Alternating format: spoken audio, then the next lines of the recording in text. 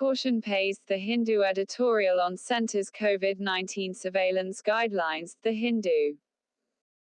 On the threshold of a new year, the COVID-19 pandemic no longer seems terrifying to many, as overall cases maintain a downward trajectory and a massive vaccination program is set to roll out.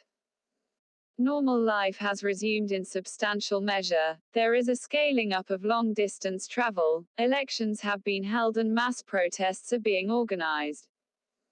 At the same time, critical activities such as on-campus education remain mostly suspended and many senior citizens are unable to access periodic health checks.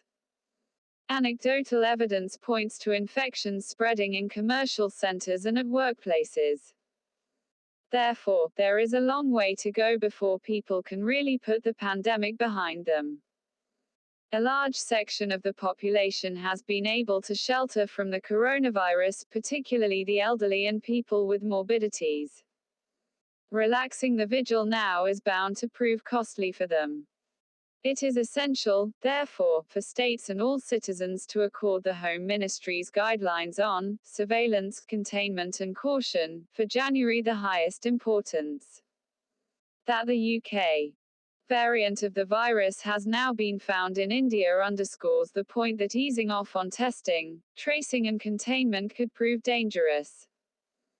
This mutant is likely to have initially traveled to several locations before it was detected, and there is a likelihood that its footprint may cover third countries from which India continues to operate bubble flights.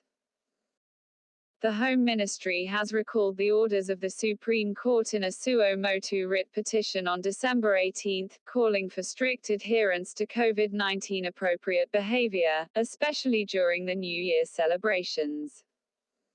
The court wanted deployment of more police personnel at places where people are likely to gather, such as food courts, eateries, vegetable markets, and bus and train stations. It made the valid observation that careless people infringed other citizens' right to life by ignoring the use of masks and social distancing, while various protocols had failed to stop the virus spreading, like wildfire, due to lack of implementation.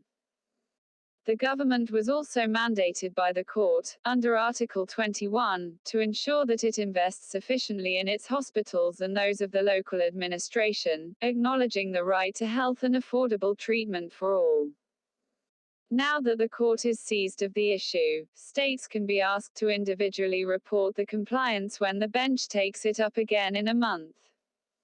Even with a steadily expanding base of vaccinated individuals, surveillance and caution are essential. Governments should seize the opportunity presented by the pandemic and set up a public health backbone in all states, in cities and rural areas, to do the monitoring. This will have the twin advantage of rapidly advancing universal health coverage through health and wellness centers.